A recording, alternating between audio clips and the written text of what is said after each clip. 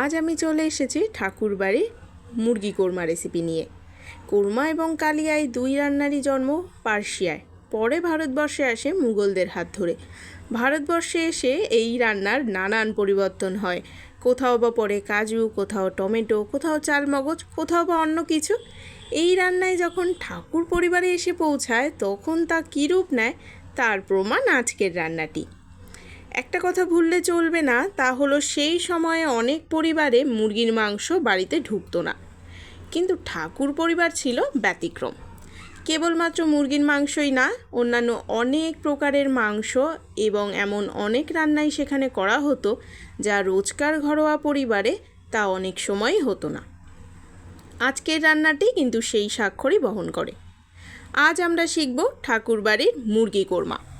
প্রথমে মাংসগুলোর গায়ে কাশ্মীরি লঙ্কার গুঁড়ো, ধনে গুঁড়ো, নুন, গোলমরিচ গুঁড়ো, টক দই, মিষ্টি দই, আদা রসুন বাটা দিয়ে ভালো করে মেখে নিয়ে ম্যারিনেট করব 30 মিনিট।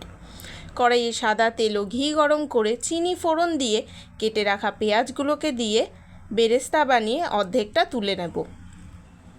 কড়াইয়ে এরপরে আমরা ম্যারিনেট করে রাখা চিকেনগুলোকে দিয়ে ভালো করে নাড়াচাড়া করে ঢাকা দিয়ে রাখবো 15 মিনিট। এই 15 মিনিট কম আঁচে মাংসটা রান্না করা হবে। এরপরে ঢাকা তুলে গরম মশলা গুঁড়ো, ভেজে রাখা বেরেস্তা দিয়ে নামিয়ে নিলেই তৈরি ঠাকুরবাড়ির কোরমা রেসিপি। রেসিপিটা ভালো লাগলে অবশ্যই লাইক, শেয়ার অ্যান্ড কমেন্ট করে যাবেন, আর ইউটিউব থেকে দেখে থাকলে সাবস্ক্রাইব করবেন।